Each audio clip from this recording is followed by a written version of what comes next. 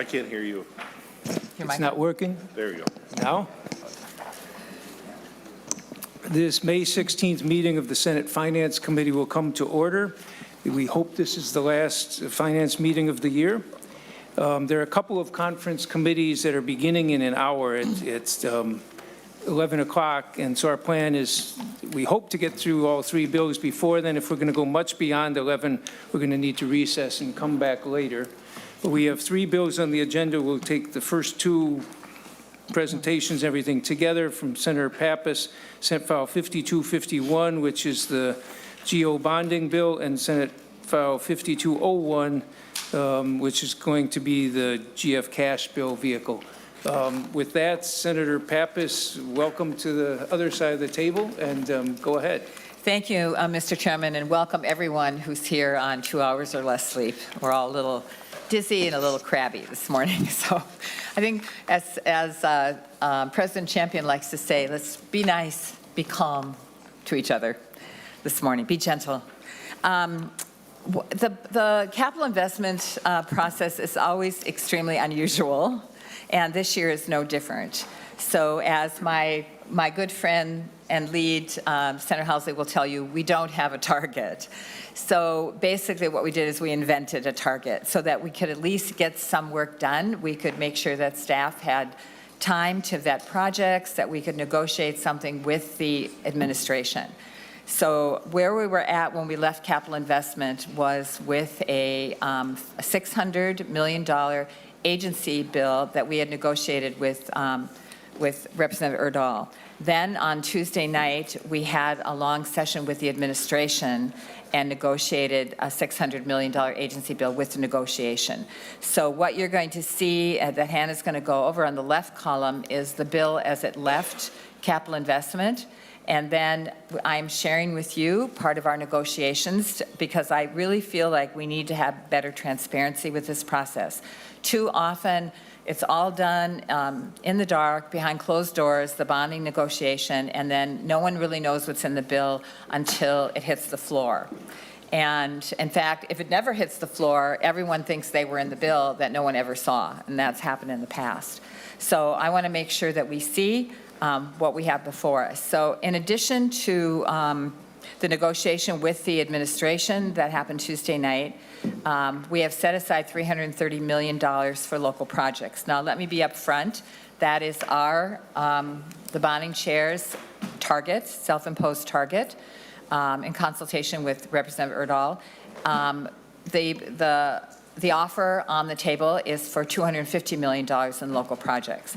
So this $330 million before you will potentially have to be trimmed.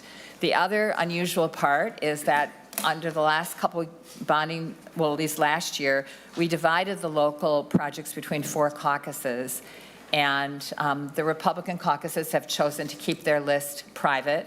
So Chair Lee and I developed a list of Republican projects, both looking at their bills that were introduced, looking at what was on the emergency list, some conversations that he had with members, that I had with members, always asking members to be sure you talk to Lead Housley so that you're also on her list.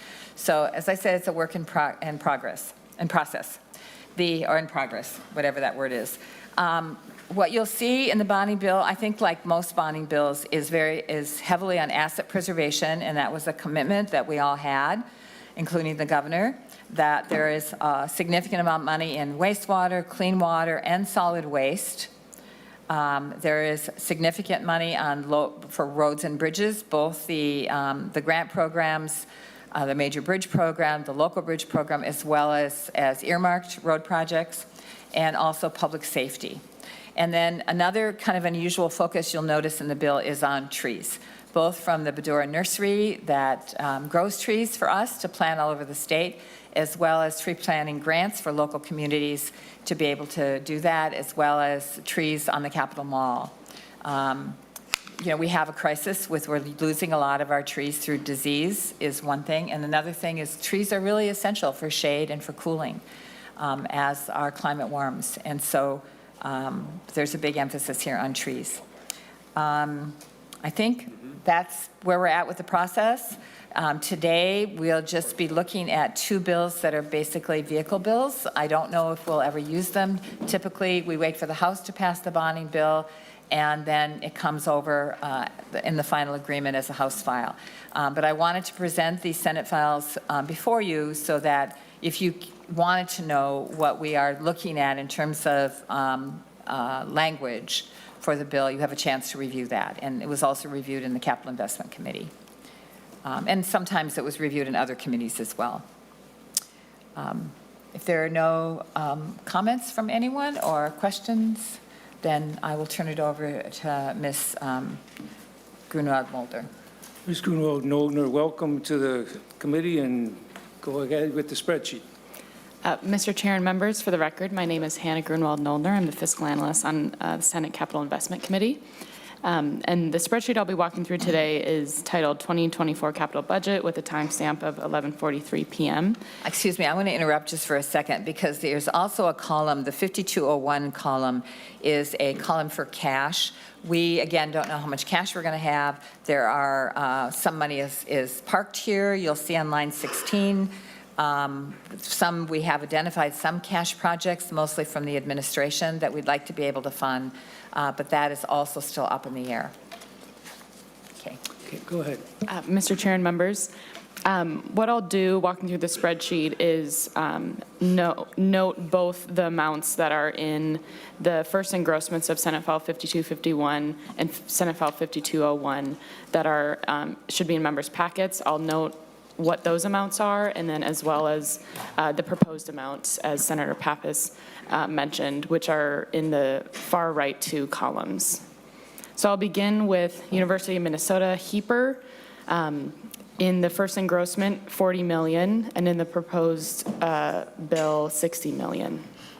For Minnesota State HEAPR, 40 million first engrossment, and then 60 million in the proposed.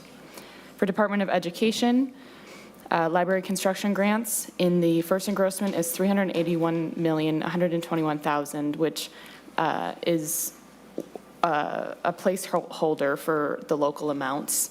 And you'll see in the proposed bill, 1 million would be for library construction grants, and as Senator Pappas mentioned, 330 million would be divided up between the locals, and that's reflected in this column, and we'll touch on the locals as we get there.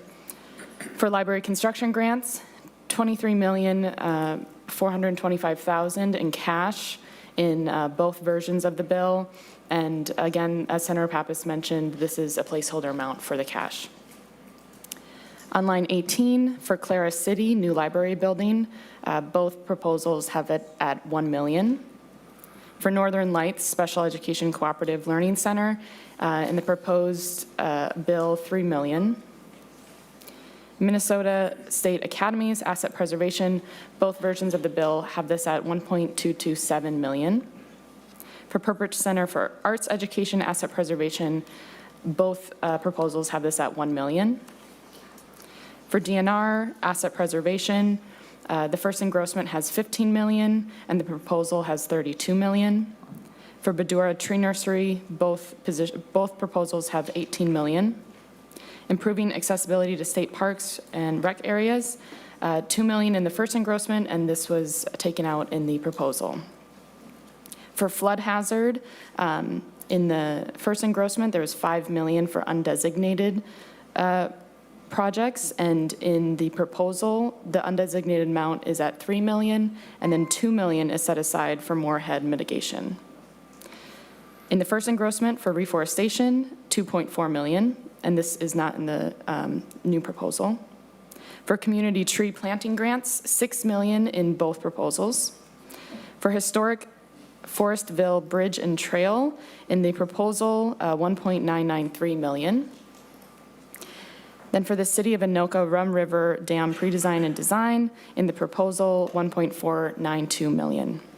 For Scott County Public Water Access Improvement, in the proposal, 500,000. Moving on to page 2, Pollution Control Agency, in the first engrossment, statewide drinking water contamination mitigation at 8 million, and this is not in the proposal. And then for grants to political subdivisions, all of these show up in the proposal and not in the first engrossment, so these are those locals. So first, capital assistance program to Dakota and Scott County, $8 million. Capital assistance program for Blue Earth County, $3.45 million. Capital assistance program Pope Douglas, $1.9 million. Olmsted County Food Waste Separation System, $3.5 million. Hubbard County, Northwest Minnesota, 9-county regional hub and spoke project, $2,613,000. For Board of Water and Soil Resources for local road wetlands replacement program, $2.5 million in the first engrossment, and this does not show up in the proposal. For Reinvest in Minnesota CREP, $4 million in the first engrossment and $2 million in the proposal. For Minnesota Zoo, $15 million shows up in both proposals. For administration, ADA capital tunnel accessibility upgrades, $8.5 million is the position in both proposals. And then in cash for ADA building accommodation, $750,000 in both positions. For capital complex security upgrades, phase 3, this is trunk highway fund, $1.8 million, and that is in both proposals. For CAPRA, $2,044,000 in the first engrossment and $1.2 million in the proposal. ADA accessibility account, $3.5 million in the first engrossment and $3 million in the proposal. For capital mall improvements, $12 million is the amount in both proposals. For sustainable building guidelines implementation, $4.3 million in cash in both proposals. For the City of St. Paul, Planning and Economic Development Capital Area, $5 million in cash, and that is in both proposals. For the City of Rice Lake Veterans Memorial, in the new proposal, $100,000.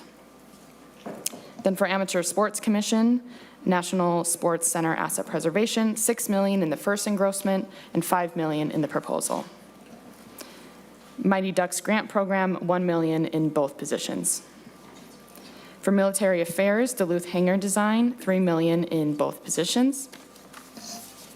Then on page 3, Department of Public Safety, for BCA Southern Minnesota Regional Office and Laboratory, $47,998,000, and that is in both positions.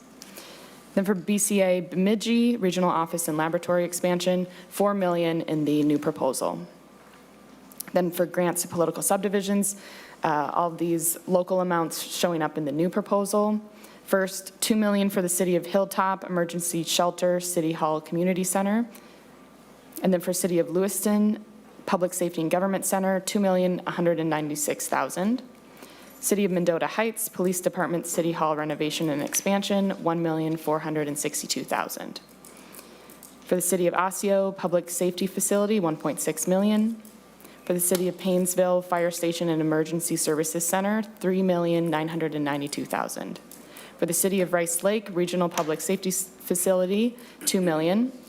For the Lake of the Woods County Law Enforcement and Government Facilities, $5 million. Moving on to the Department of Transportation, for major local bridge replacements program, $35 million in the first engrossment and $25 million in the new proposal. For Port Development Assistance Program, $3 million in the first engrossment, and this does not show up in the new proposal. For Local Bridge Replacement Program, undesignated, $20 million in the first engrossment and $14 million in the new proposal. For Local Road Improvement Program, undesignated, $31,621,000 in the first engrossment and $23,578,000 in the new proposal. For Township Roads, $5 million in the first engrossment and $2 million in the new proposal. For local amounts, again, all of these showing up in the new proposal. City of Barnesville, 13th Street reconstruction, $950,000. City of Bloomington, Normandale Trail reconstruction, $3 million. City of Columbus, Hornsby Street Northeast, $615,000. City of Coon Rapids, East River Road, $2.8 million. City of Edina, Trunk Highway 100 at Vernon Ave, $2 million. City of Greenfield Road Improvements, $1,326,000. City of Little Falls and Morris County Hangar for $500,000. City of Minneapolis ADA transition, pedestrian access and safety improvements, $4 million. City of Minneapolis Nicholas Ave Bridge over Minnehaha Creek, $13,096,000. City of North St. Paul Silver Lake Trail, $1 million. City of Richfield Nicollet Ave reconstruction, $1.9 million. City of Slayton 34th Street reconstruction, $2.5 million. City of Stewartville 15th Avenue, $1.5 million. City of Stillwater Myrtle Street reconstruction, $1,927,000. City of Stillwater Washington Ave intersection, $1,268,000. City of St. Louis Park, Oxford and Louisiana area infrastructure investment, $2,766,000. Duluth Airport Authority air traffic control tower replacement, $2,550,000. City of Waconia Trunk Highway 5 Phase 2 reconstruction, $2,195,000. Washington County, County Road 19A and 100th Street South realignment, $2 million. Moving on to page 4 for the Metropolitan Council. Regional Parks and Trails Grant Program, $4,125,000 in the first engrossment and $4 million in the new proposal. For inflow and infiltration, $10 million in both positions. For tree planting grants, $3.78 million in cash, and that shows up in both positions. Then for the local amounts, again, this is showing up in only the new position. For Dakota County Thompson Park, $4 million. City of St. Paul Battle Creek Park Field Improvements, $1,447,000. City of St. Paul Como Zoo Big Cat Habitat, $1.5 million. City of St. Paul Mississippi River Learning Center, $2.5 million. And then for the Minneapolis Park and Rec Board, North Commons Regional Vision, $6 million. For Department of Human Services, Asset Preservation, $8 million in the first engrossment and $7 million in the new proposal. For early childhood facilities, $4.5 million in the first engrossment and $4 million in the new proposal. In cash for early childhood facilities, $2 million in both positions. And then a local amount for Clay County Youth Transition Facility of $1,093,000 that shows up in the new position. For Veterans Affairs, Asset Preservation, $9 million in the first engrossment, $8 million in the new proposal. For Minneapolis Veterans Home Building 16 remodel, $16,045,000, and that shows up the same in both positions. Department of Corrections, Asset Preservation, $40 million in the first engrossment and $45 million in the new proposal. And then in cash for Asset Preservation, $3,906,000 in both positions. For Rush City Education and Programming Expansion, $46,585,000, and that amount is in both positions. For Lino Lakes Treatment and Programming Space Expansion, in the new position only, $7,439,000. Moving on to Department of Employment and Economic Development on page 5. Transportation Economic Development Infrastructure, $2 million in both positions. And then for Greater Minnesota BDPI, $2 million as well in both positions. Grant for capital mall improvements in cash of $1 million in both positions. And then the local amounts that I'll read through, again, are only showing up in the new proposal. First, $500,000 for Anoka County Historic Auditorium renovation. For City of Alexandria Runestone Community Center expansion, $4.4 million. For City of Aiken City Park Field House, $527,000. For City of Blooming Prairie Water Infrastructure, $1,533,000. For City of Brooklyn Park Opportunity Site Public Infrastructure, $2 million. For City of Brooklyn Park renovation and expansion of Youth and Teen Center, $3,750,000. For City of Cambridge Shelter Facility, $1,020,000. City of Hopkins Recreation and Resilience Hubs, $4.5 million. Hennepin County Avivo, $2 million. City of Meadowlands Community Center and Park, $800,000. City of Minnetonka Opus Public Space, $3.2 million. City of New Hope Golf Course Improvements, $754,000. City of Plymouth Regional Stormwater Ponds, $3.2 million. City of Rainier Public Works Maintenance Building, $200,000. City of South St. Paul Public Works Facility, $3,115,000. You skipped over Shakopee. Oh, thank you. On line 297, City of Shakopee Hub Project, $3,755,000. And then again, City of South St. Paul Public Works Facility, $3,115,000. Again, for City of South St. Paul Accessible Aquatic Facilities, $675,000. City of St. Cloud Center Care Medical School Campus, $4 million. City of St. Cloud Downtown Catalyst Infrastructure Riverwalk, $3.2 million. St. Louis County Heritage Arts Center, $2.5 million. City of St. Paul Jimmy Lee Rec Center, $4 million. City of St. Paul Minnesota Latino Museum, $6,425,000. City of St. Peter Gorman Park, $1.2 million. City of Waite Park, the Ledge Amphitheater Park Project, $850,000. Hibbing Public Utilities, Public Infrastructure Improvements, $1,089,000. Mahnomen County, Mahnomen Health Center, $10 million. Otter Tail County Transitional Workforce Housing, $745,000. Ramsey County Gibbs Farm Preservation and Accessibility, $2 million.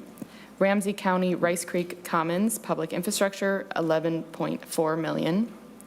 Red Lake County Courthouse Project, $2 million.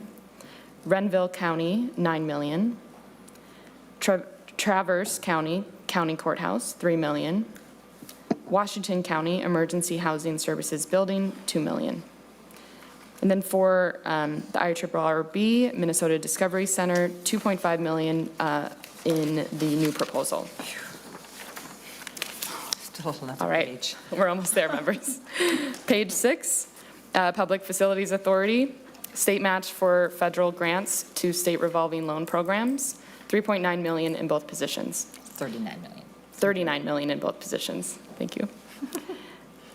Line 334, Water Infrastructure Funding Program Roll-Up, $35.484 million in the first engrossment, and that is split equally between drinking water and clean water.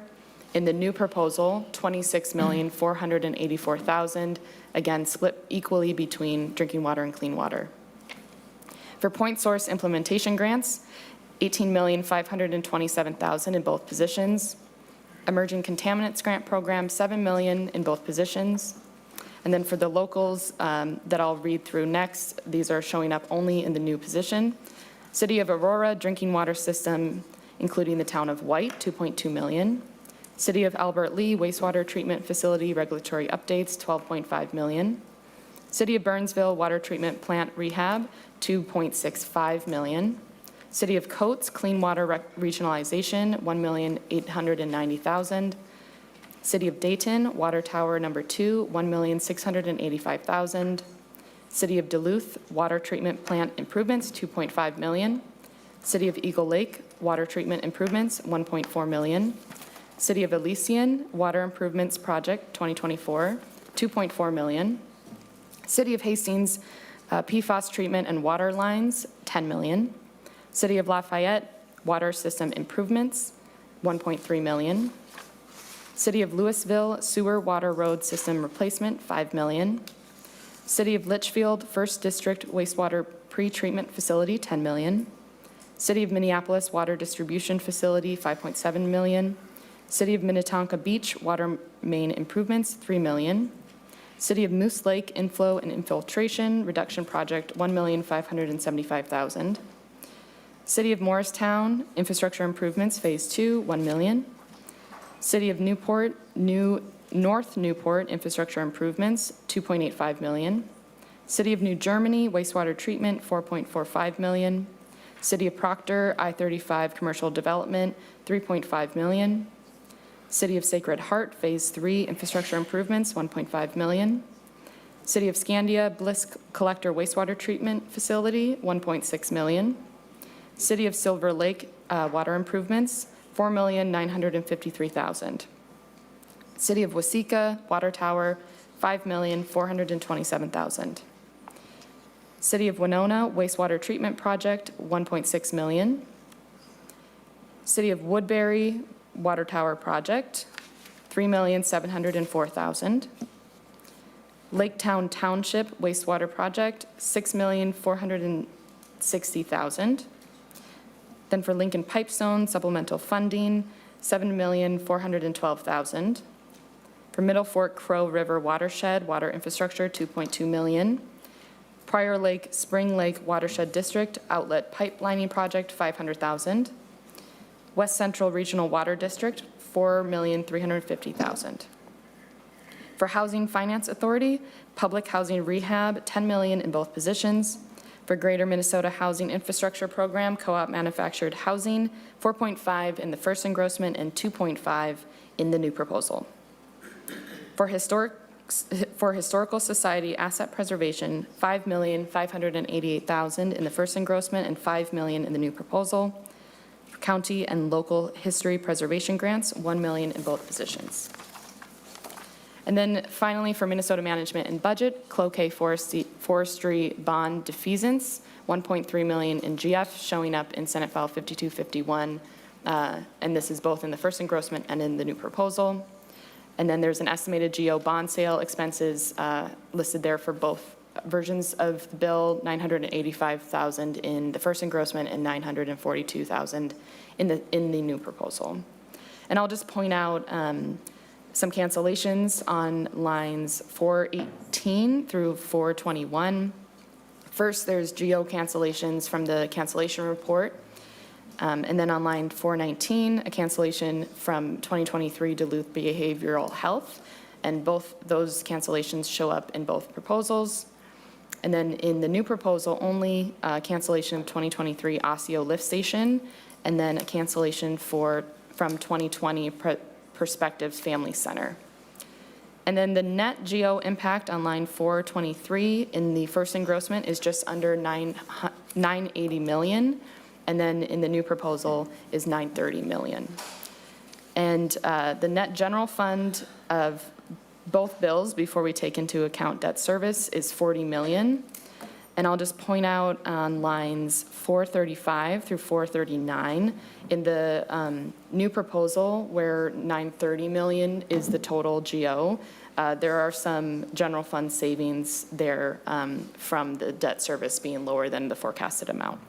So I'll stop there and stand for any questions. Questions from members of the committee? Senator Draheim, then Senator Pratt. Thank you. Thank you, Senator Pappas, for your work on this, and your committee, Senator Housley, et cetera. A couple things I scribbled. Can you just explain the deed on line 280 on the cash?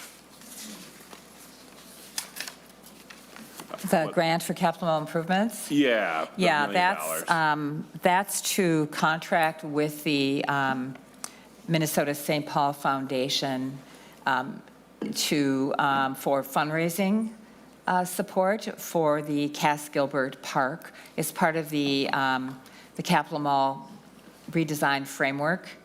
And it would be, that's what they're, we're doing a whole thing with wayfaring signs and changing the sidewalks to be more ADA accessible, the pathways, and putting in more trees and benches and trying to make it more welcoming in general. And this is specifically, though, for Cass Gilbert Park. If you look out to the east of the Capitol, up the hill between Ed, Minnesota and the admin building, there's a parking lot up there and an overlook, and it has an amazing view of the Capitol and all of downtown St. Paul, and so the idea is there would be a signature park there that would be, statewide draw.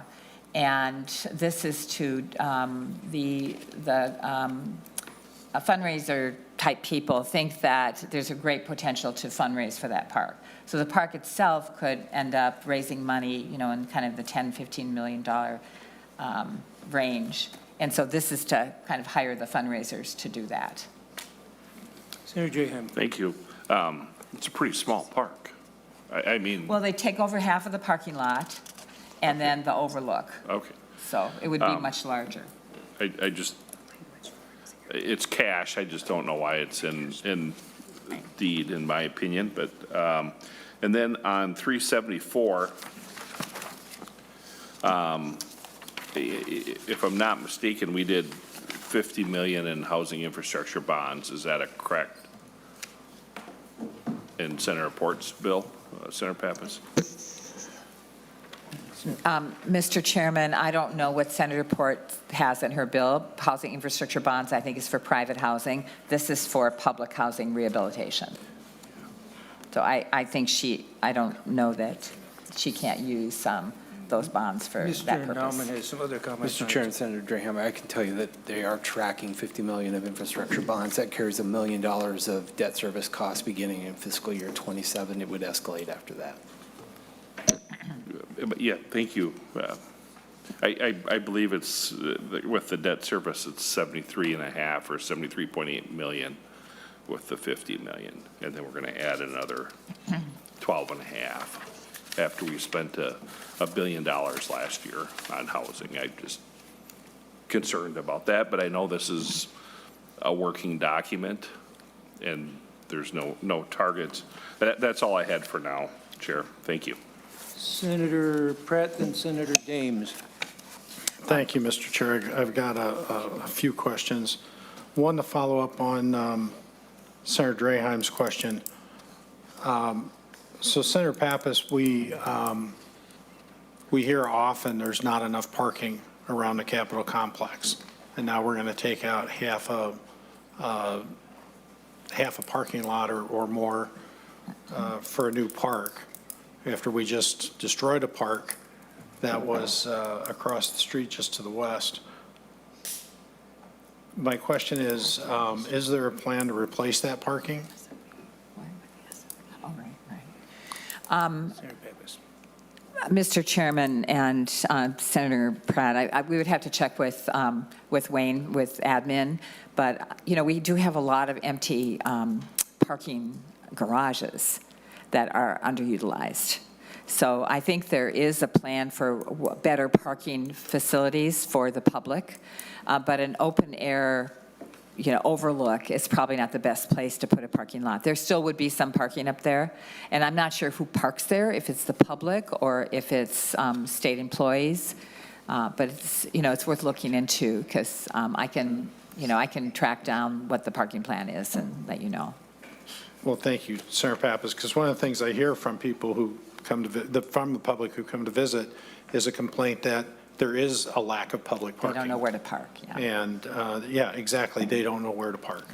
Yeah. And some of the improvements that we've done over time.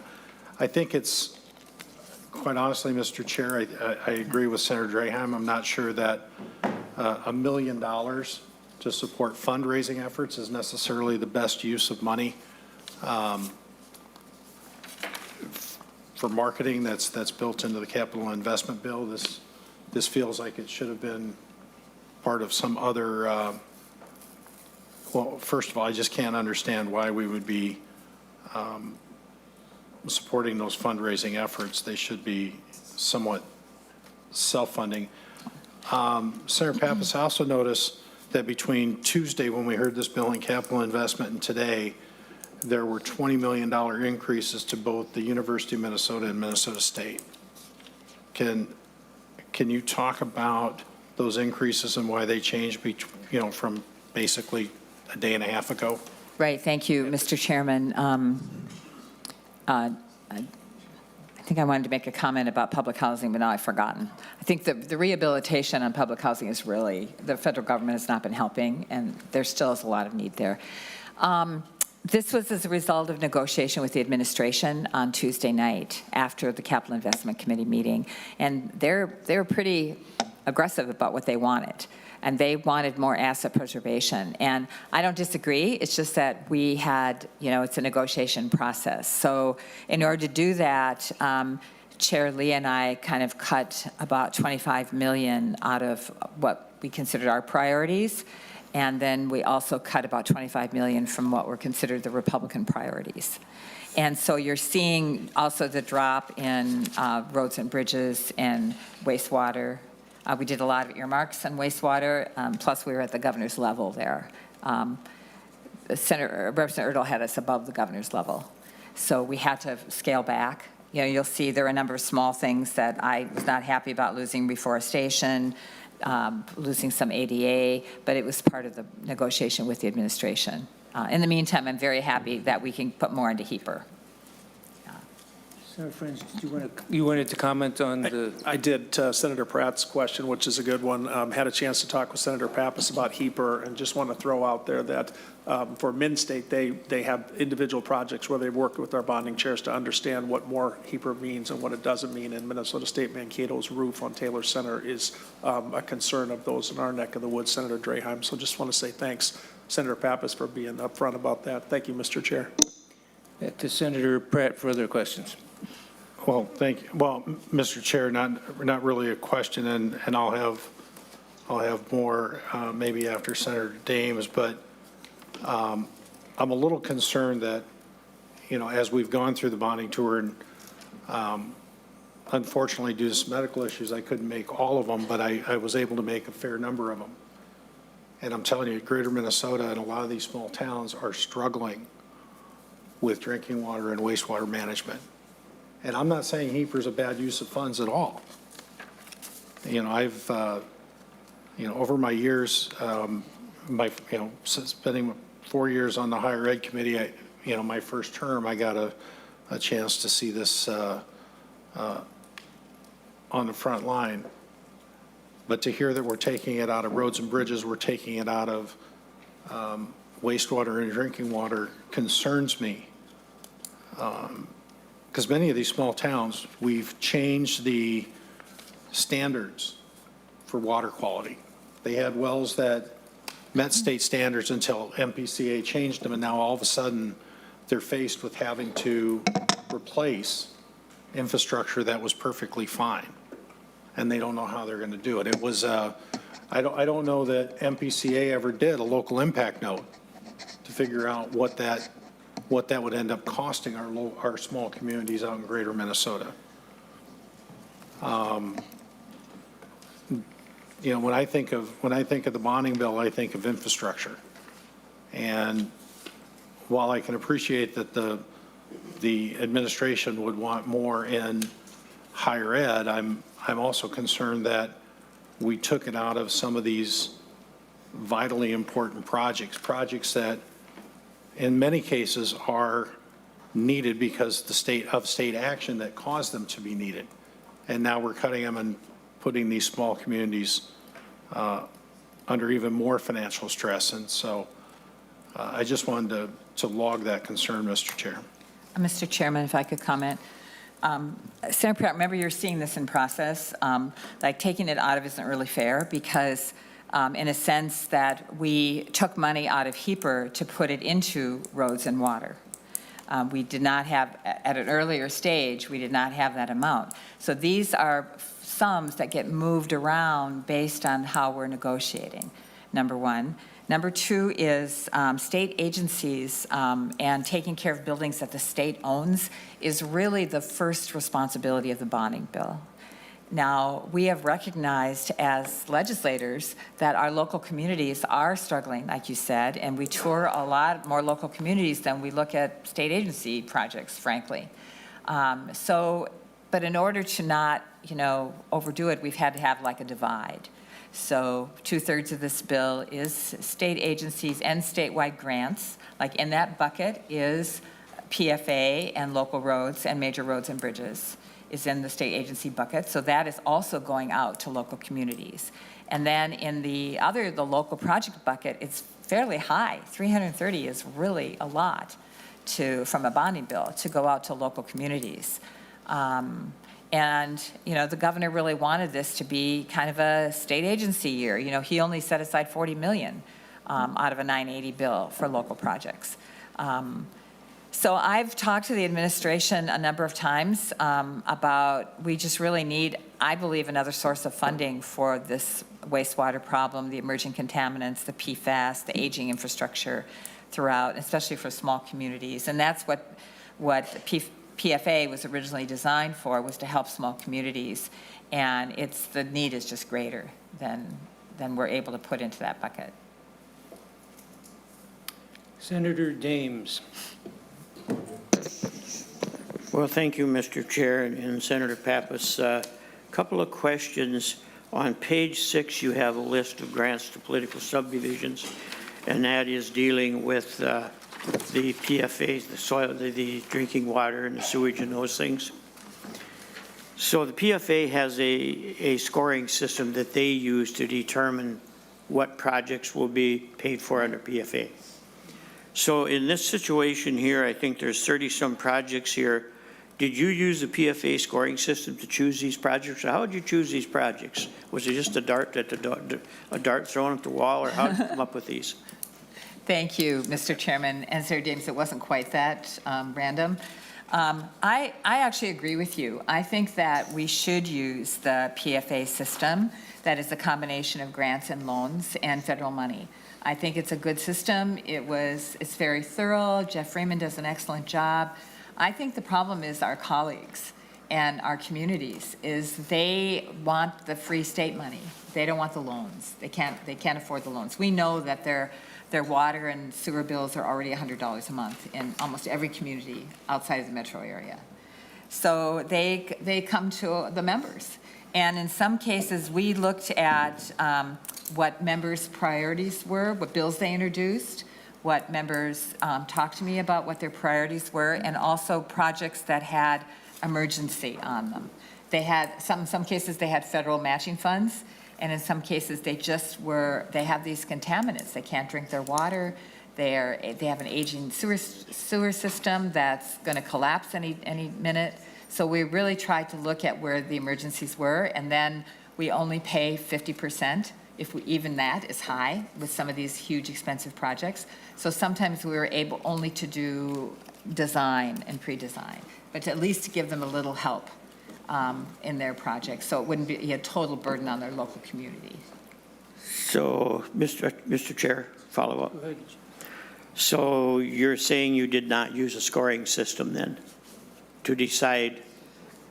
I just find that it's interesting that I have 10 projects similar to what these are, and not a one of them is in this bill. And some of these are in pretty dire straits. And you were out in the district, and thank you very much for being there for a thorough tour. I do appreciate that. I just am curious how, did you go through each project then when you were picking these out? And get them all down on paper and try to score them or do something so that you would know which ones you felt should qualify? Mr. Chairman and Senator Dames, just a note from my staff that one of the problems is emerging contaminants, and PFA doesn't score for that. So we have a new program now that is an emergency contaminants grant program through PFA, so that those communities that have those forever chemicals or have manganese or nitrate or some of these emerging chemicals can have a place to go to get some help. It's not a lot, but it's a start. And we looked, as I said, that those that were indicated that they were, we get lists, and the ones that indicated they were emergency water infrastructure projects, and we prioritized those. And then if, I did talk to some members. I'm not sure if I don't think I talked to everyone. And some members came to me to kind of move up that list to say this was an important project. And I'm sure, Senator Dames, that you've been in touch with Senator Housley, and she probably has a better list than this. And I'm looking forward to seeing that list. This is a placeholder list that indicates that if the chairs chose, these are the projects. If the members have different projects that they would prefer to have funded, with whatever the target is for your caucus, working with the House, those will be substituted then at the point when we're ready to do that, and you're ready to do that. Mr. Chair, follow up? Go ahead. And I would have the same question on page 5, a list of grants to political subdivisions there for various things, all the way from golf course improvements to auditoriums to all kinds of different things. What kind of assistance, how did you arrive at that list, which is a fairly long list? How did you arrive at that list as to which projects you would be putting in this bill? Senator Pappas. Mr. Chairman and Senator Dames, again, member focused. It's what the members told us that they wanted funded. And we tried to kind of spread the money around, so there are no huge, with a few exceptions, there are no huge pockets of money. I'll give you an exception. On line 308 to Monoman County, they desperately need a nursing home, a hospital, a detox center, and they're the poorest county in the state. And we visited them, and I just feel really bad for them. And I don't know even how they're going to raise the rest of the money for what they need. But that community needs, they've stopped actually having a hospital. They used to have an emergency room. And beyond an emergency room, they have to transport patients elsewhere. The other one for the DFL is on 312, Rice Creek Commons Public Infrastructure. That is the former Army ammunition plant in, what town is it in? Arden Hills. Arden Hills. And this is a major redevelopment project that will add 2,000 housing units. And like rural Minnesota, we have a housing crisis, affordable housing crisis in the metro area. And so all the Ramsey County legislators really agreed that this was a top priority to help with the infrastructure for that major development project. Follow-up, Mr. Chair. Go ahead. Thank you, Mr. Chair and Senator Pappas. At this point, I'm not ridiculing how you did your list. I'm just trying to figure out how the list was made up. And so, again, if you didn't take all of the projects, and there would have been a whole bunch of them, and try to figure out where the needs really are based on the projects, I'm not sure how you come up with the list. And I'm sure you didn't have a dartboard in your office, but it's just interesting how we might have come up with that. I do have a question, another question, Mr. Chair. Go ahead. Thank you, Mr. Chair and Senator Pappas. You were negotiating with the governor, which is certainly, I mean, I understand why you're doing that. How can you negotiate without a hard target? And I've not seen or heard of an actual target at this point. What I have heard, and please correct me if I'm wrong, what I've heard is that the chair of the House bonding and yourself kind of come up with an idea of where the spending might be, and that's what you've used to develop your list. If I'm wrong on that, certainly correct me. And then I guess I'm curious how we can be doing much negotiating when we don't have a target that's been agreed on by the House, the Senate, and both parties in the Senate and both parties in the House.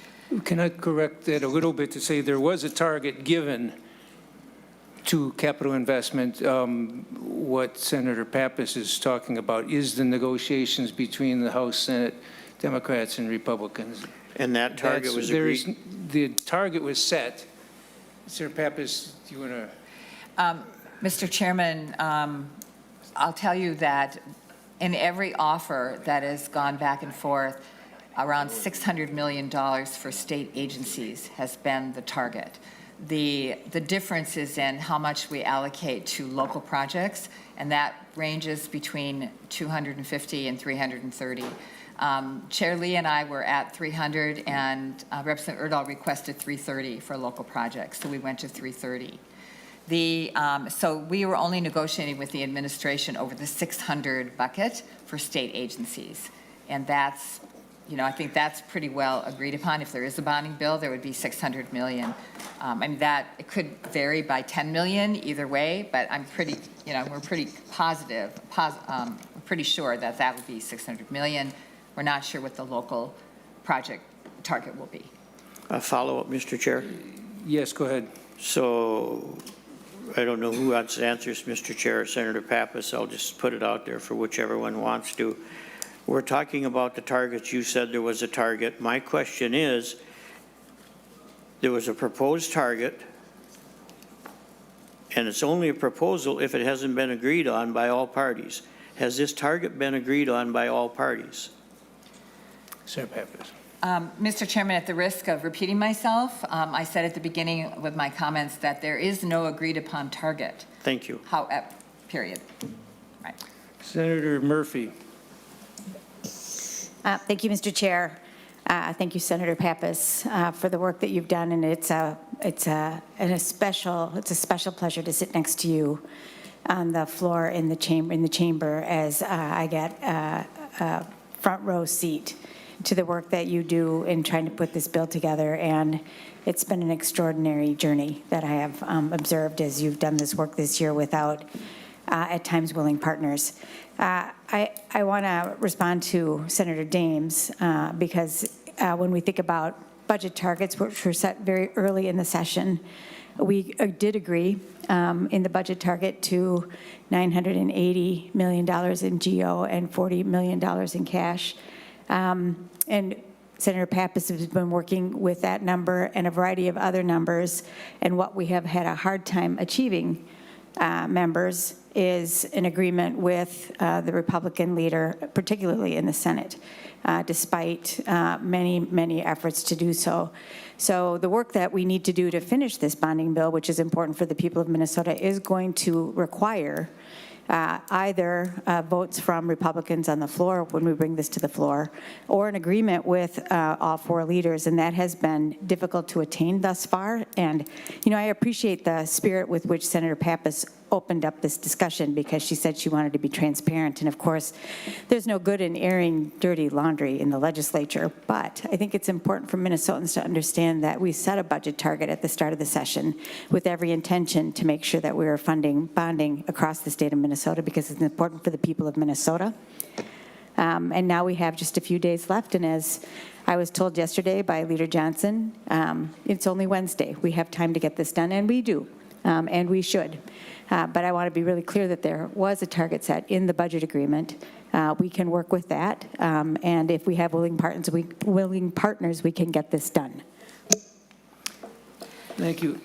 Senator Draheim, and I hope we can then act quickly on these two vehicle bills so we can get to Senator Hauschild's bill. Again, there are conference committees beginning now, and we're going to try and keep moving if members are, otherwise we'll have to postpone until later. So, Senator Draheim. Thank you, Chair, and I'll keep it short. I was just looking at a report from 2/29 of 24 on the unissued authorized bonding. And I was wondering if there's a newer number than the February number that I have here. 25%, 50%. And if that is normal. It shows almost 3.8 billion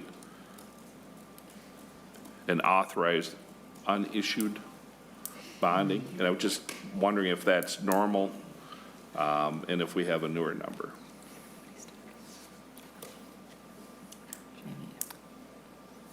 Mr. Chairman, I have to ask Mr. Naumann. I don't know. Mr. Chair and Senator Draheim, I apologize. I was doing two things at one time, and I didn't get all of your question. Would you mind restating it one more time for me? Yeah, thank you. I'm looking at a report. It says summary of outstanding principal as of 2/29/24, and the column I'm looking at is authorized unissued bonds, and it, rounding up, it's about 3.8 billion. And I was just wondering if this is a current number, and is this normal in this time period of the year or the budget to have that big of unissued bonding capital out there? So, Mr. Chair and Senator Dames, can I ask, is that the debt capacity report that you're looking at? And I think it probably is. Could be the issue is they need it. They're skipping that cash flow.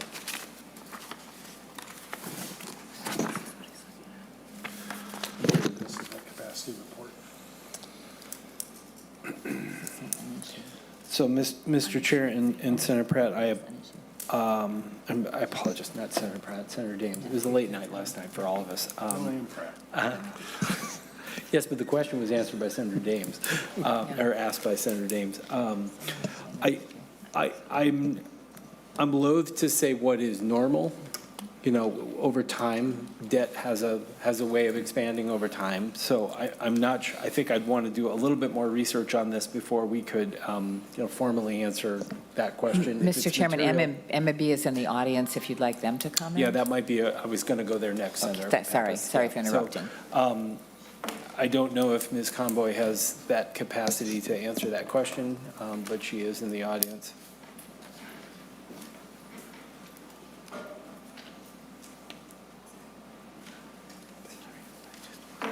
No, that's all right. Don't be. Welcome to the committee. You heard the question. Oh, sure. Mr. Chair, members of the committee, my name is Marianne Comboy, and I'm the Capital Budget Coordinator at Minnesota Management and Budget. I just wanted to confirm that $3.8 billion estimated number is the unissued but authorized debt amount in the February forecast, which is the latest information from MMB. It includes both GEO bonds, trunk highway bonds, and a little bit of housing infrastructure bonds.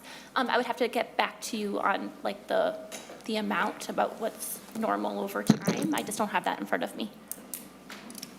I think the question might be, why are they not authorized? Why they're not? Why are they not, they're authorized but not Issued. issued? Oh, sure. Issued, right.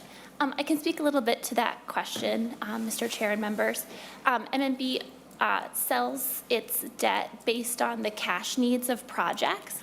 And so we take a look each year at the timeline for each individual project based on information and communication with the agencies. And then we sell the bonds based on the cash needs for the projects. So you're not borrowing money when you don't need it? Chair.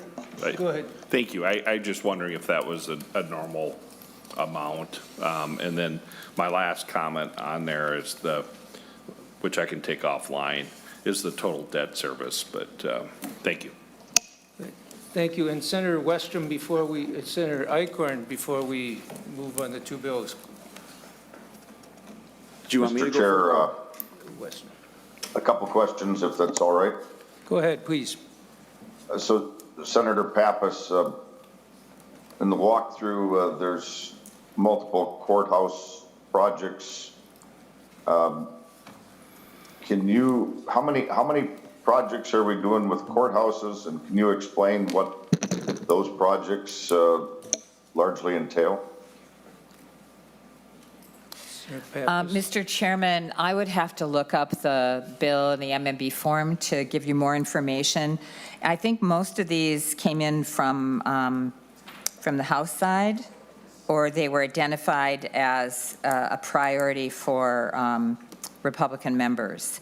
So I don't know. I'm seeing Red Lake County Courthouse Project, Traverse County. South St. Paul Public Works Facility, Traverse County Courthouse. Personally, I don't really care to fund a lot of these projects, like fire halls and public safety centers and courthouses, and I certainly don't want to fund a golf course. I try not to. I try to look more at what the kind of the emergency issues are with roads where there's a dangerous pedestrian crossing, or bridges that are going to fall down, or wastewater and clean water projects are more my priority, and housing.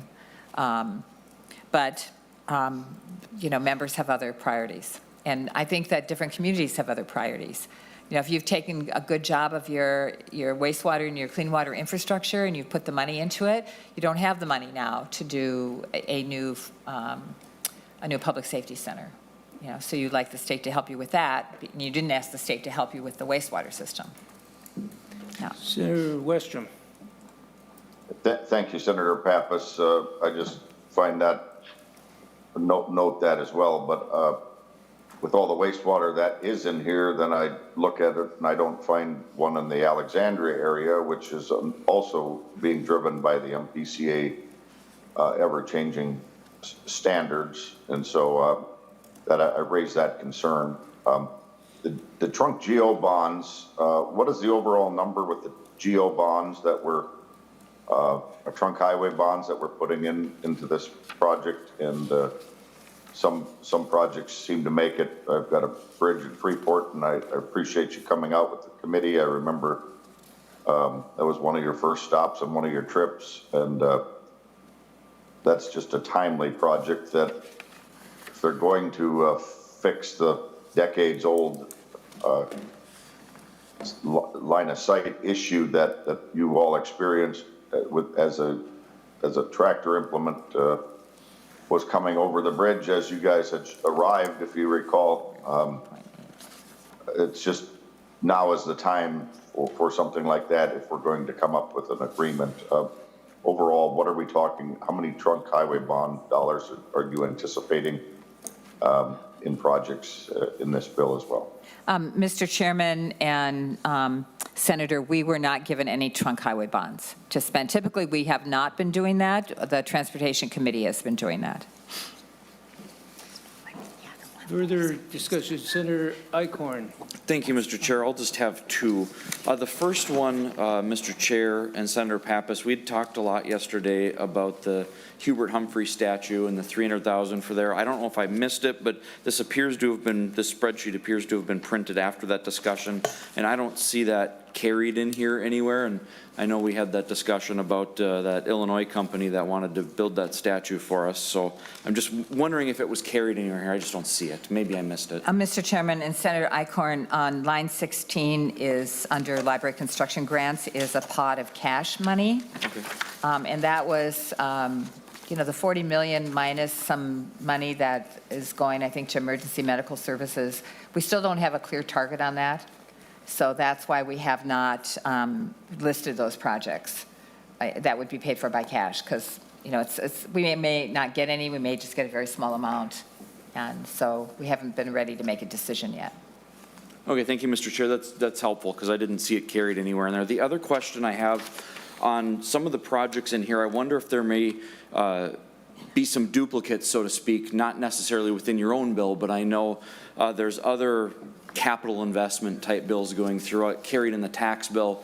I know they're using the Iron Range Resources and Rehabilitation's bonding authority to carry some projects through that. And I just wonder if I don't know if you serve on the tax committee, maybe you do and you've seen that, but there may be some duplication there, and I was just curious if you consulted with that, because obviously we don't want that duplication. So have you looked into that or not? Mr. Chairman, I've been in touch with Senator Hochschild, who serves on the tax committee and on the Iron Range Resources Board, I believe, and I'm sure he's been on top of that. Okay, Mr. Chair, just wanted to make sure, again, there wasn't that duplication, and it's unfortunate that piece didn't go through the normal bonding process and instead using the agency's bonding, but it is what it is. I just wanted you to be aware of that. I figured you probably knew, but I was curious if those discussions happened. Mr. Chair. Senator Pratt. Thank you. Mr. Chair, a couple of questions still.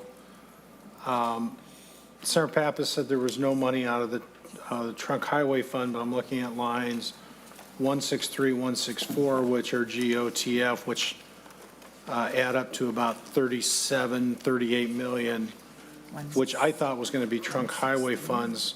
Can you tell me what the GOTF stands for then? Mr. Chairman, Senator Pratt, it is cash. They call it, no, explain it. I can explain. Okay. Mr. Chair, Member Senator Pratt, the GOTF stands for the Transportation Fund, which is different than the trunk highway bonds. It's considered GO debt. The Transportation Fund is considered GO debt. It's just a separate bond proceeds fund. It's a separate fund within the bond proceeds account, I believe. So it's not paid for with general fund. It's paid for through a special funding source. Mr. Chair, members, the Transportation Fund is considered GO debt, so it's still being funded with bond authority. But it's not trunk highway bonds. Correct. Further question, Senator Pratt. Thank you, Mr. Chair. And if they were trunk highway bonds, would they be appropriation bonds or would they be a GO debt as well? Mr. Chair, Member Senator Pratt, the trunk highway bonds would also be considered GO debt, I believe, and they would count against the third guideline for authorizing bonds. And Mr. Chairman, trunk highway bonds can't be used for these local projects, for local bridges and local roads. Mr. Chair. Senator Pratt. Thank you, Mr. Chair. And I'm going to have some questions on the debt service, but there were some conversations around how we got to this spreadsheet, and I appreciate Senator Murphy not wanting to air our dirty laundry in public, but it feels like we did air a little bit, and I was just wondering if, I've been working with Senator Housley on, as part of our caucus, as a member of your committee. Senator Housley, I just wanted to get your perspective on how we got here, your involvement, how much were you brought into the process? I'm sorry. Senator Housley. Yes, Senator Housley. Go ahead briefly, and I'm going to just suggest if we aren't going to finish this in the next 5 minutes or so, I think we're going to have to postpone the EMS bill and come back later because of conference committees going on. So Senator Housley, go ahead. Thank you, Mr. Chair. Thank you, Senator Pratt. We, of course, did the bonding tour all summer long, and many members rotated on and off the bus. And then we have just been waiting for a target, a number. All of this kind of seems a little more like an exercise and a bill out there to satisfy the chairs across the aisle to get something done. We are more than willing to work, and Senator Pratt on the bonding committee, to work with the majority party to get a bonding bill done. But right now, and we've said this all along, it seemed like not a good use of time when there were no solid targets. Mr. Chair. Senator Pratt. Thank you, Mr. Chair. Mr. Chair, I remember when the February forecast came out, we had debt capacity of about $830 million. And when the February forecast came out, that had jumped $150 million to $980. And I met with MMB, and the explanation was, and I'm sure Mr. Nauman or MMB will correct me if I'm wrong, the explanation was that interest rates had dropped about a half a percentage point, 50 basis points. And we could sell our bonds for a premium that allowed us to essentially borrow more money for the same cost. Well, since we've hit that dip in February, we've bounced back up about 50 basis points, and we're pretty close to even to where we were just prior to the December forecast. And yet we've continued to leave the target, the official target, as you mentioned, Mr. Chair, at 980. This one comes in at 930. And just as I had predicted when we saw the forecast, we're coming in lower and showing this as a savings, but really there's no statutory authority for us to spend any of this money. I was wondering, Mr. Nauman, as I'm looking at this on the last page, page 7 of 7, or Ms. Noldner, it's showing a change to the 980 target. Can you tell me how much we'd actually be spending in debt service in fiscal 25, 26, and 27? Mr. Chair, and Senator Pratt, as you know, we owe a fair bit of loyalty to the forecast. That's how Minnesota does its budgeting. And under the February forecast, the assumed capital investment bonding bill was, as you point out, $980 million of assumed future enactment.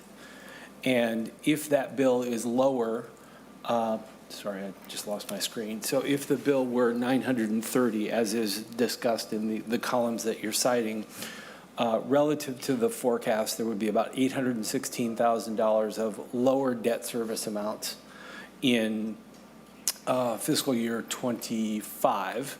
And over the 26-27 biennium, it would save, relative to the forecast, $6.340 million. Now, I think I have the totals of the debt service attributable to that that bill, if that's what was happening, but I think it's maybe most useful to think about it in the context of what would be saved relative to the forecast. But if you want to go elsewhere, I can try to pivot for that too. Mr. Chair. Senator Pratt? Thank you, Mr. Chair. And Mr. Nauman, I would like to know the actual amount that's going to be paid out in debt service. So, Mr. Chair, since Ms. Grunwald-Nollner is a little bit closer to this, I might let her answer that part of your question.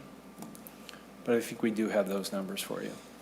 Mr. Chair, Senator Pratt, I believe the question you're asking is how much debt service of the forecast would be attributable to the size of a 980 bill or a 930? No, that's not Just right. shy of the forecast.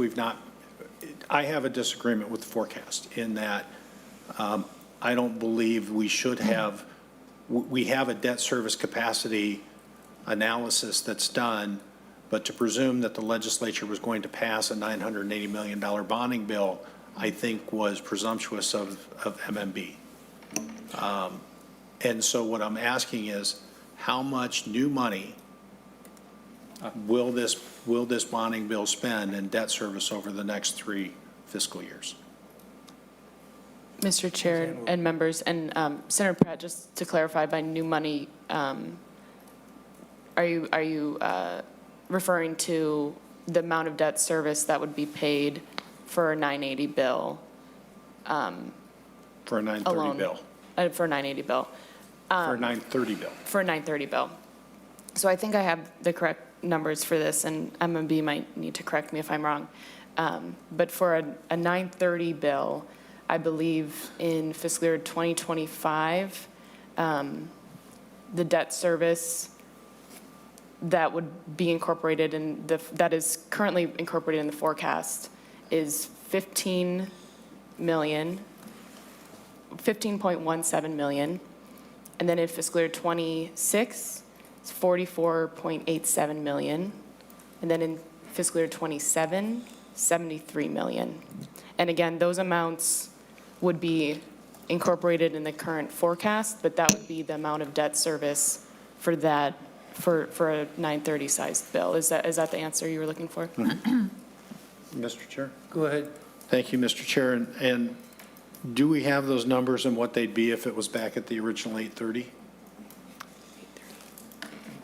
Mr. Chair, Senator Pratt, I believe we'd be able to get you those numbers for 830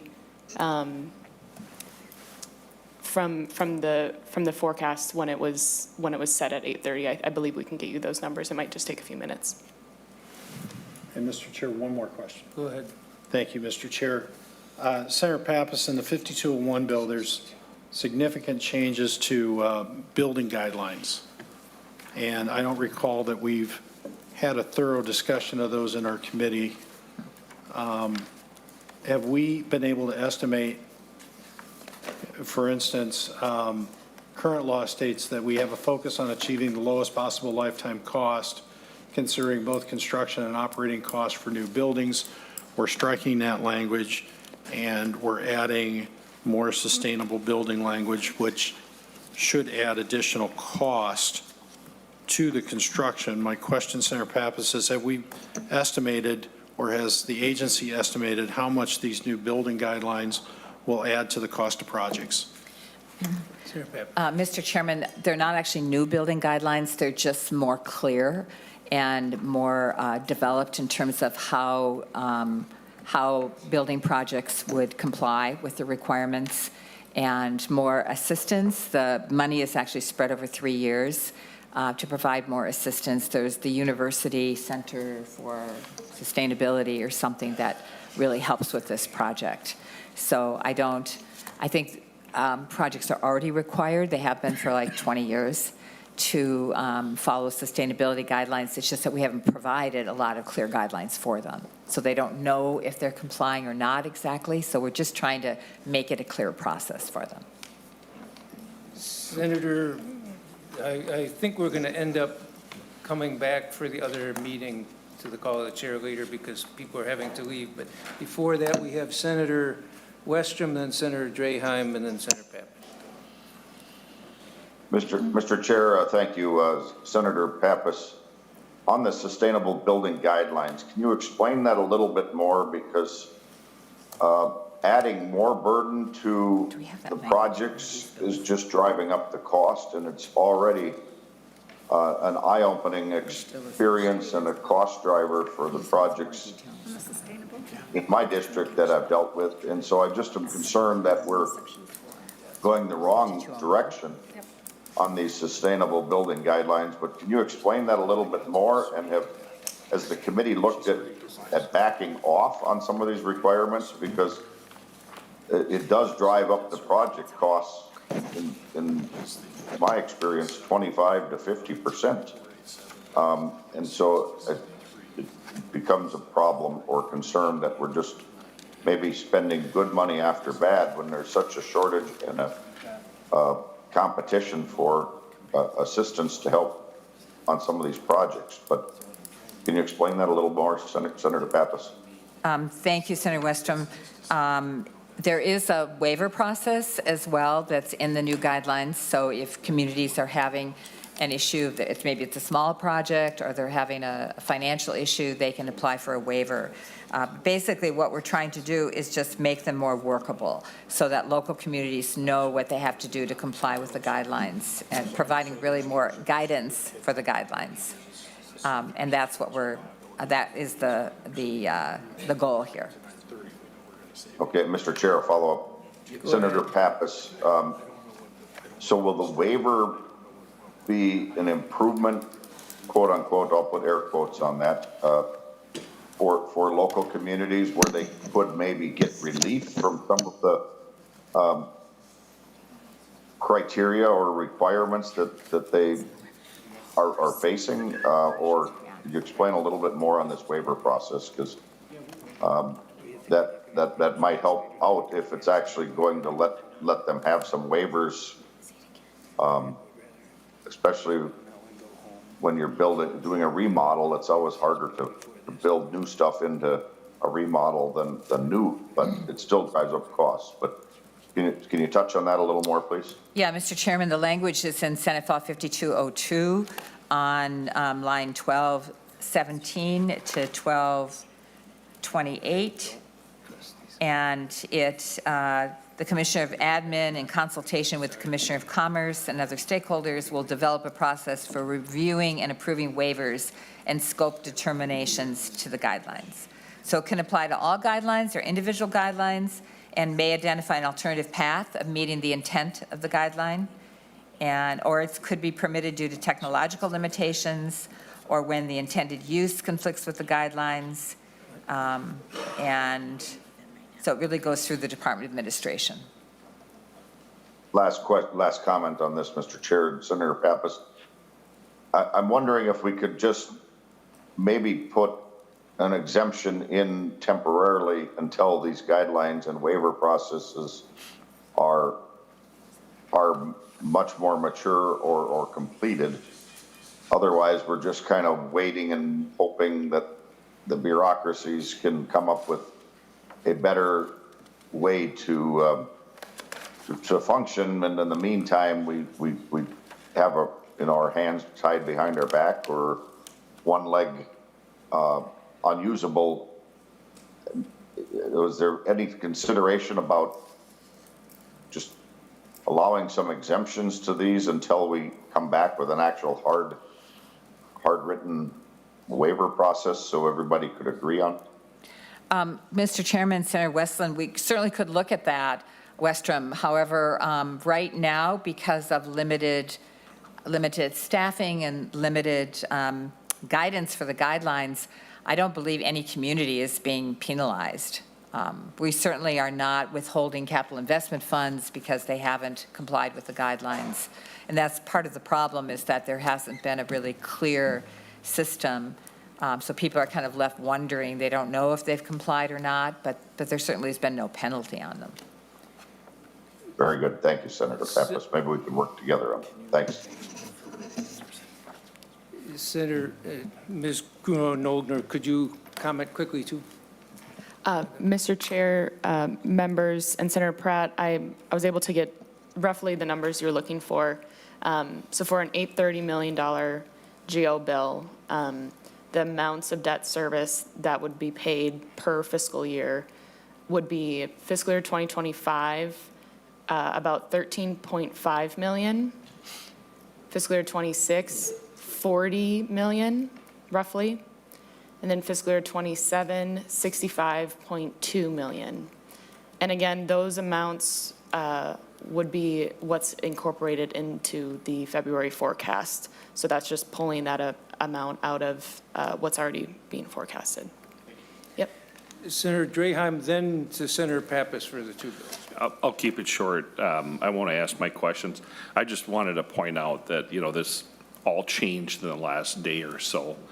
And, we all had a late night last night. So I think the majority has been trying to keep it moving. And, we're spending $1 billion here.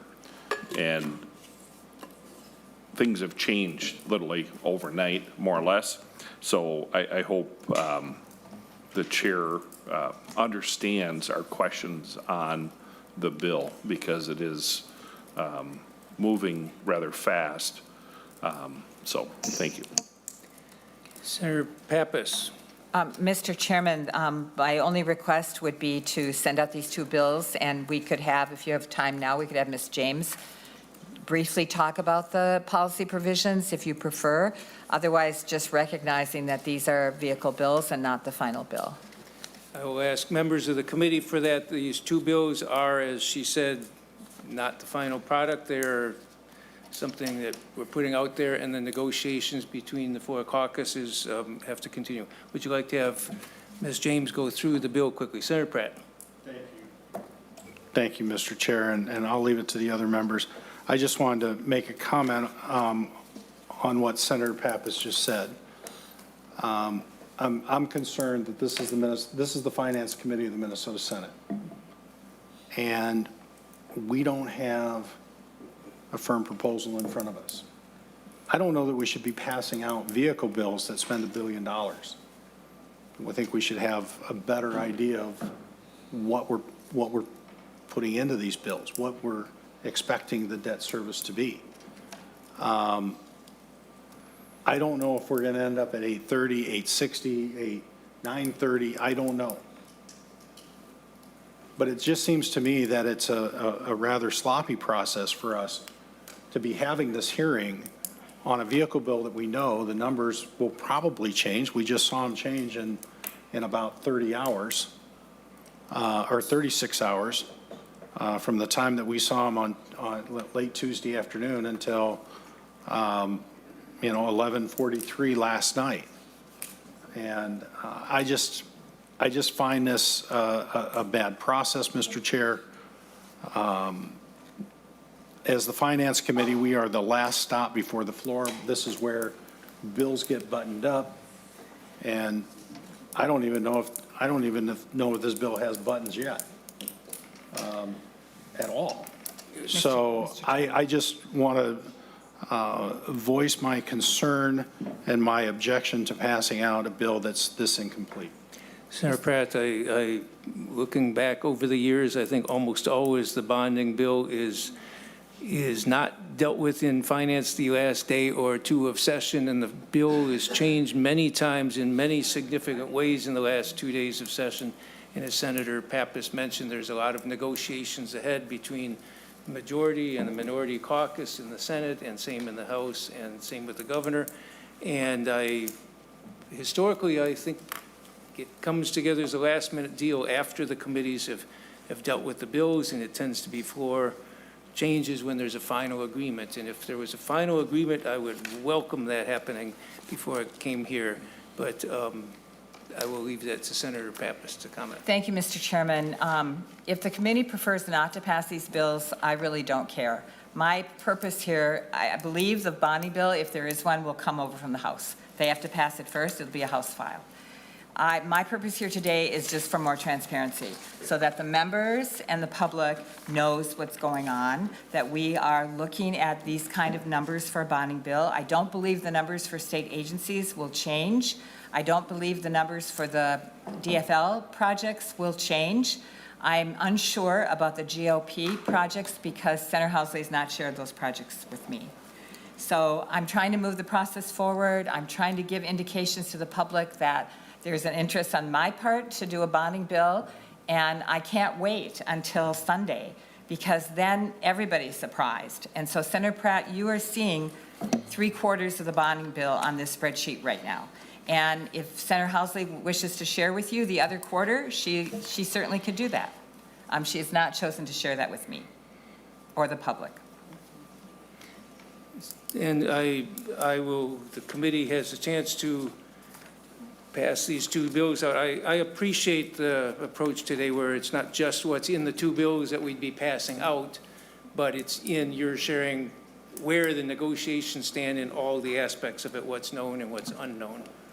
And I will leave it to Senator Pappas, would you rather move the bills, or you want to leave them here, or leave it up to the committee, your decision? Well, if the intention of the minority caucus to vote against them, then I don't think it makes much sense, because I would rather have them voting for a bonding bill. And if Senator Pratt feels that it's incomplete, what we have before us, I think the language in these bills is fairly complete. There could be more language coming over from the House that I've yet to review. It's an ongoing process again. So, Senator Pratt, if you want to leave the bills here, we'll leave them here. Thank you, Mr. Chair. And Senator Pappas, I might suggest that we table the bills. If we get a deal and we decide to come back together as a finance committee, they're in our jurisdiction, and we can take them up then. It's fine. Senator Pappas, then you're going to not move the bills, I'm presuming, based on that? Right. Okay, with that, I very much appreciate the thorough presentation. Again, as you point out, we don't know all the details, and you don't know what final negotiations will be. But this is very helpful, I think, to me, and I think a lot of the members of the public and a lot of the members of this committee. So I'm just laying them on the table, yes. Sounds good. With that, Senate File 5251 is laid on the table. Also, Senate File 5201 is laid on the table. And we will take up Senator Housechild's bill. Thank you all for that. We will take Senator Housechild's bill, Senate File 3886, the Emergency Services Bill, Emergency Medical Services Bill.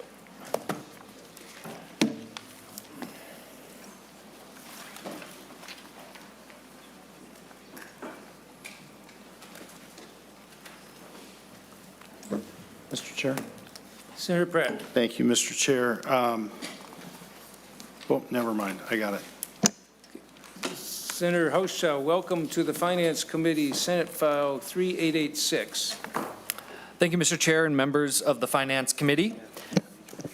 I know everyone has heard about the crisis facing EMS, and I just want to take this moment as we start to thank a bipartisan group of legislators that have worked on this issue together, Senator Rasmussen, Senator Lang, Senator Seeberger, and myself. I also want to thank leadership for creating the EMS task force during the interim so that we could look into this crisis further.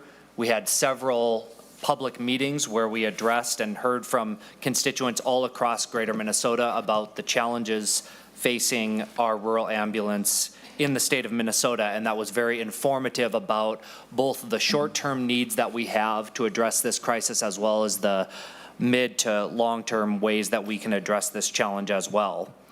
I've also held several town halls in northern Minnesota where this is especially acute and heard further from constituents and providers about this issue. The key finding from the EMS task force and the work that we've been doing is that this is a uniquely rural challenge for Minnesota. And it's the expectation, I think, of Minnesotans that when they call 911, if a loved one is facing a heart attack or they themselves are in danger, that an ambulance shows up on time to save their life. Regardless of their zip code, regardless of where they live, this should be a fundamental expectation for all Minnesotans, and it's truly an equity issue for Greater Minnesota. And the challenge that we saw through the EMS task force and the work that we've been doing is that this issue is compounded in Greater Minnesota. First, because we have an aging population in Greater Minnesota, causing there to be a higher need for ambulance services in our rural areas. In addition, by definition, our rural areas are longer distances, and so it's a lot more challenging to provide ambulance services in those areas. Given the aging population, we're more reliant on Medicare and Medicaid reimbursement rates at the federal level that is causing our primary service areas for ambulance to be less profitable, or in fact in the red substantially, because the lack of federal reimbursements keeping up with the costs of care. Because these rural primary service areas are unprofitable, we have another compounding issue, which is that in the metro and suburban areas, we have private providers that are willing to take on these licenses in order to provide ambulance services, because in essence, they are profitable. There is an incentive to take on those licenses. Unfortunately, in greater Minnesota, because the licenses are not profitable, it falls on our rural small towns to take on these licenses. So not only are we talking about an unprofitable or in the red situation in greater Minnesota, but we're also asking our most rural towns to put it on their property tax rolls, the cost of this in-debt service for our rural communities. And these are rural communities whose property tax base is already fundamentally challenged by other needs. Lastly, we also face a workforce and volunteer challenge with our rural ambulance services that are expounding on this issue. If you look at EMS services statewide, I want to make this point and I want to make sure everybody understands this. If you look at every single EMS license in the state of Minnesota and you combined them all and looked at the revenue that came in and the costs, EMS services are profitable. The unfortunate circumstance is that in the metro, that's where all the money is being made. And in greater Minnesota, that's where all the money is being lost. And so this is truly an inequitable structure that we have in place that hasn't been changed since the late 1970s. And so there are other efforts, I want to be clear, that are being done by other legislators to address the mid to long-term reforms that need to happen. But this bill is about the crisis in front of us and the debt that is facing our rural services for ambulance. The ask today is for $24 million in emergency aid for EMS services in primarily greater Minnesota. This is in addition to the $6 million that is included in another bill as a vehicle for an innovative sprint medic model that also will be targeted in greater Minnesota, in central Minnesota and northeast Minnesota, where we have found that this issue is most acute. So I want to be clear that the overall ask for EMS services with this bill and the other vehicle moving is $30 million. $30 million is the amount that matches what the Minnesota GOP has publicly offered and made public in their bonding negotiations here in the legislature. I have presented a bill for $120 million. That's what I've been pushing for. I'm one legislator. I'm fighting for rural ambulance. The governor has proposed $16 million, and the Minnesota GOP is offering 30. So we're matching that GOP offer of 30 million with this bill. So I'm grateful to folks who have worked on this. I'm grateful to the bipartisan support, and I'll walk through the bill and the formula here very quickly. And Senator Haushaw, you're going to work off the delete everything here. That's correct, Mr. Chair. I believe it's the A13. Senator Murphy moves the A13 amendment to Thank put you. the bill in the form you're going to present it. All those in favor say aye. Aye. Opposed? Motion prevails. Go ahead, Senator Haushaw. Thank you, Mr. Chair. So as I described and gave you context for the rural versus urban divide on this issue, the first thing that we do is we exclude multiple license holders that are in the following areas: Duluth, Mankato, Moorhead, Rochester, St. Cloud, and the 7-county metropolitan area.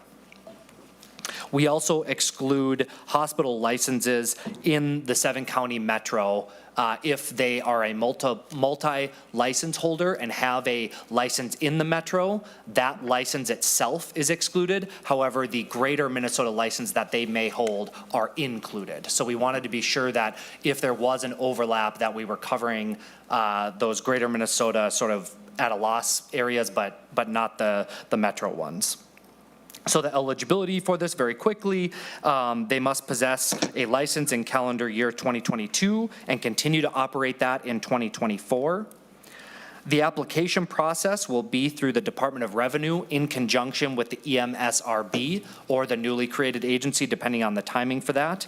And data verification will happen between the DOR and EMSRB Executive Director.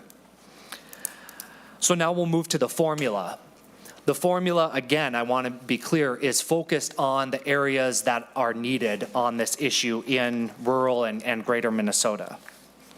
The first 20% of the emergency aid is a flat payment to providers, but it excludes any PSA, primary service area, that has a 30 response per square mile rate or higher.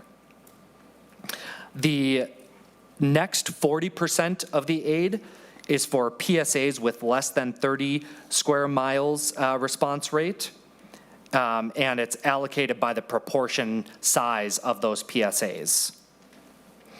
And then lastly, we created, in the last 40% of the aid, we created a point structure to try to get at the number of responses in a PSA. And the reason we did that is, again, because of the reimbursement rates and private provider rates, the more your PSA has ambulance responses, the more sustainable you are. So a lot of our greater Minnesota and rural PSAs have relatively or quite substantially lower response rates. However, as I said before, your zip code should not dictate whether or not an ambulance shows up. So we wanted to make sure we were targeting 40% of the aid at some of the most rural PSAs and accounted for in a staggered way the response rates. So you'll note the point system. If you have 500 or less, you get 500 EMS responses in your PSA, you get 10 points. Going from there, from 501 to 1,500, you get 5 points. From 1,501 to 2,500, you get 0 points. And then if you have over 2,501, you are reduced. Reduced by 2 points, excuse me. So again, that is to target it to the areas that need it most. Mr. Chair, there are some aid uses in here, capital expenses for the ambulance services when they receive the aid, and then we give some authority to the executive director of the board to help with the payments for this. And then lastly, there is a report by February 15th of 2026. Each licensed ambulance service provider that receives aid must submit a report to the commissioner and to the chairs, as well as the executive director of the board and ranking minority members of the legislative committees with jurisdiction on what the aid was used for. And then lastly, just $60,000 for administrative costs to DOR. And Mr. Chair, with that, I think I've covered the bill and happy to answer any questions. Sure, and Rachel Johnson from Senate Council and Research is here as well. Your first time in front of the Senate Finance Committee. Did you have anything else to add at this point or just questions? No, not at this point, Mr. Chair. Thank you. Questions from members of the committee? Senator Pratt. Thank you, Mr. Chair. Before I get to my finance-related question, I just wanted to know if it was Senator Hochschild's responsibility to bring donuts if we have a first-time staffer that's here presenting in front of the committee. I don't think the first-time staffer or Senator Hochschild would have known about that. Senator Pratt, Mr. Chair, Senator Pratt, if I might, I just do want to say thank you to Rachel Johnson. She has been working extensively with Senator Rasmussen and I and others on, drafts and drafts and drafts of this formula. So it's been very helpful. Thank you. Thank you, Mr. Chair. Back to finance. Senator Hochschild, I see the appropriation for $24 million, and I have to admit, this isn't a bill that's normally in my wheelhouse. Can you explain again where the other $6 million is? Mr. Chair, Senator Pratt, there is another bill that is being carried by Senator Seeberger, and that includes a Sprint Medic model that would be targeted in northeastern Minnesota and central Minnesota, the two areas that the EMS task force identified as the most struggling regions. And so that Sprint Medic that money will be split $3 million and $3 million to provide ALS services in a regional structure to try to get more data as well as try to address some of the rural challenges we're facing with EMS services. And Senator Pratt, that was the Seeberger bill that we took up on, I think it was May 6th. Thank you, Mr. Chair, and thank you, Senator Hochschild. I just wasn't making that connection, so I appreciate that.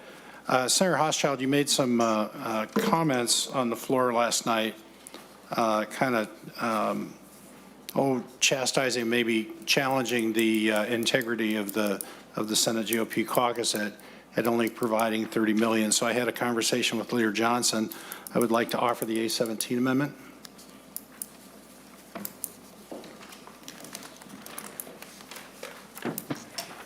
The A-17th amendment will be distributed right now.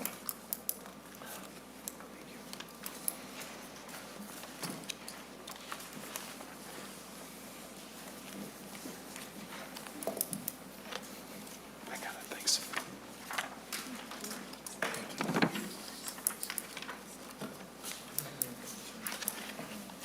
Senator Pratt on the A-17 amendment. Thank you, Mr. Chair. As I mentioned, we certainly in the Senate GOP caucus want to be cognizant that we're not artificially keeping this bill too low. I know this is a significant issue for many of our members, and so to rise to Senator Hochschild's challenge last night on the Senate floor, Leader Johnson has authorized me to change our proposal and increase what is in this bill by $26 million up to an even $50 million.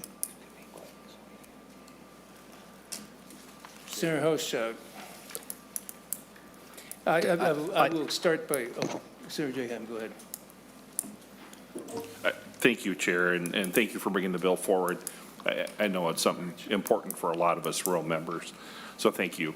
But your comment about the 30 million and just kind of build on what Senator Pratt's talking about, I believe Rasmussen's bill is 120 million, Senate File 5433, and I believe there's been, I think the Hoffman bill, the Wickland bill, the Judiciary bill, we all had amendments to fund it more. So I do take issue with your comments about that, because I think we all know that 24 million is not enough. And my area is 7 counties, and a lot of volunteer areas in my 7 counties that I represent. So I think we all could agree that 24 million is not even going to scratch the surface. I appreciate the 24 million. I'm grateful that Senator Pratt is attempting to raise that dollar amount, but I still think 50 million is not enough. So thank you. Senator Hochschild. Thank you, Mr. Chair, Senator Pratt, as well as Senator Draheim. I have the GOP offer document that's in front of me that was made public through the media. April 29th, GOP offer of 32 million for EMS. And then on May 5th, GOP offer reduced to 30 million. And then as recently as 3 days ago, the GOP offer 30 million for EMS again. So I'm not going to get out front of those negotiations if that's what the Minnesota GOP is looking to negotiate on. Certainly, I think we can all advocate for more EMS, but it needs to be part of an agreement. And so I would just say, certainly fighting for more EMS. I've presented my bill.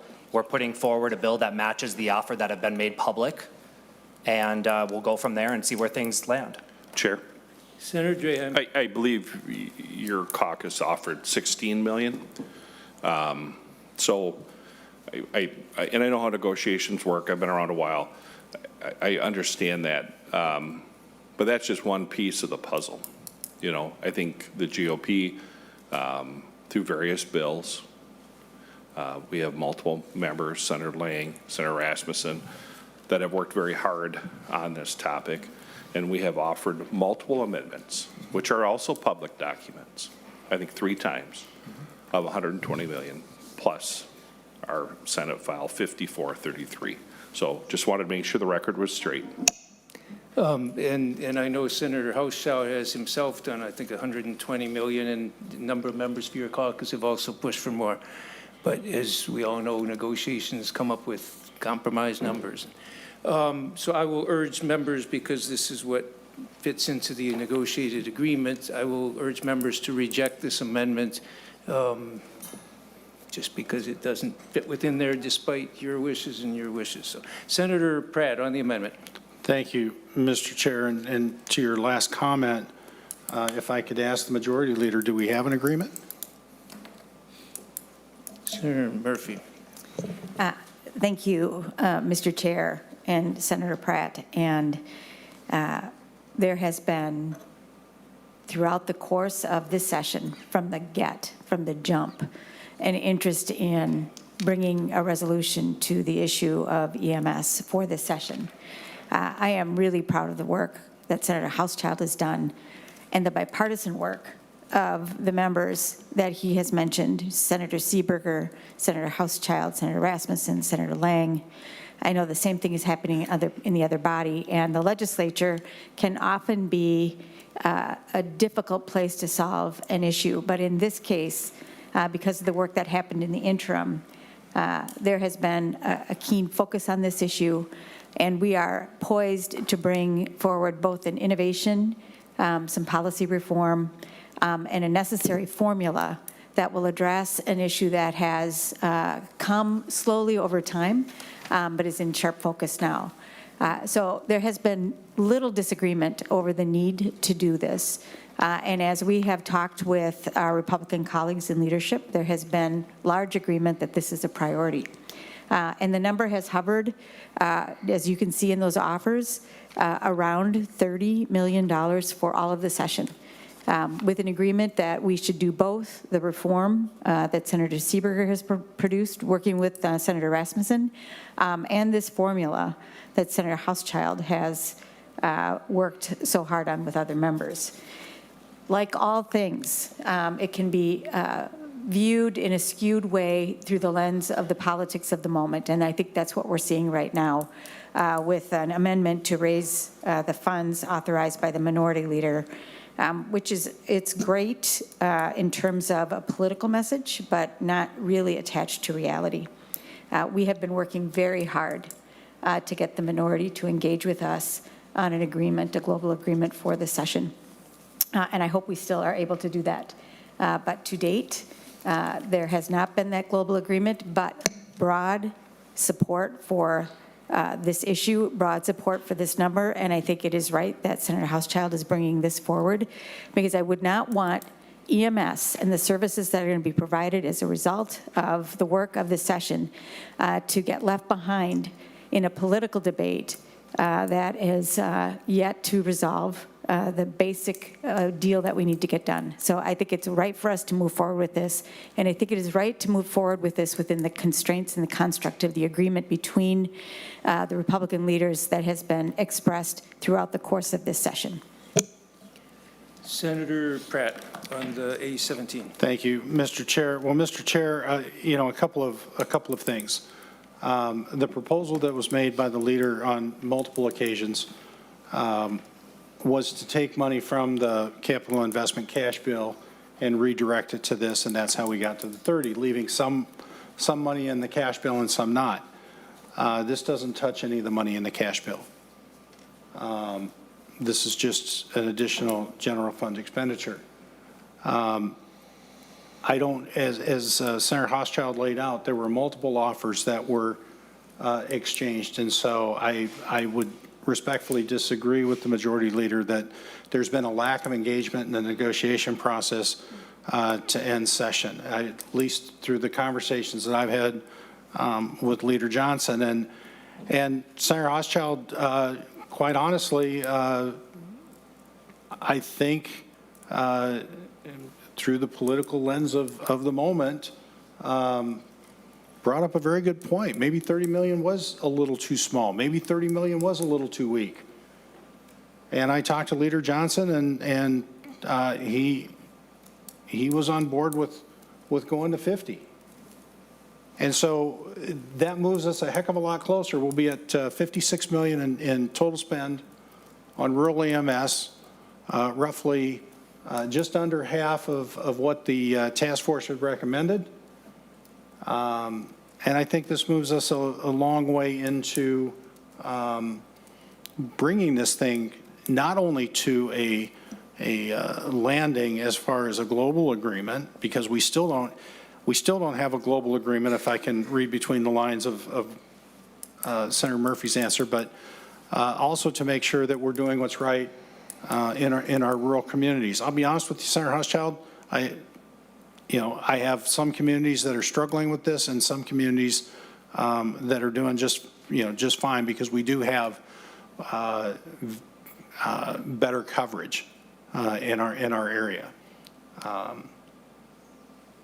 But I think this is a good compromise, and let's put the finger pointing behind us, and let's get to a better number that meets the needs of our rural EMS providers. And so, Mr. Chair, I'd request a roll call. Roll call has been requested. Any other comments? If not, staff will take the roll, and I'll ask those voting remotely to turn on their cameras.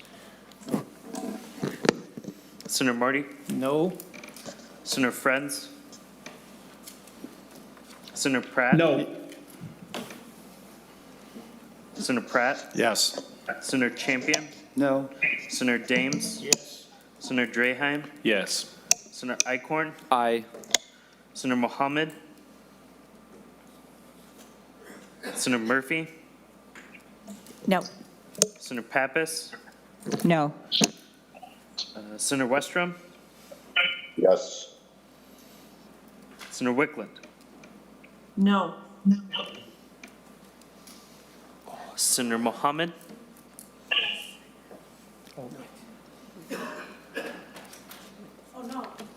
Thank you, Senator Mohammed.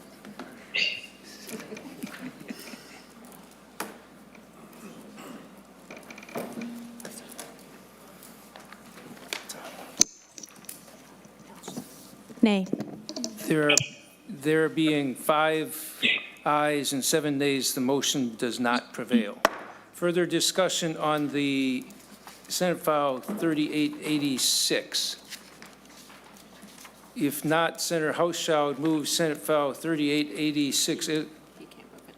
Okay, Senator Champion moves Senate File 3886 as amended be recommended to pass. On that motion, all those in favor say aye. Aye. Opposed? Motion prevails.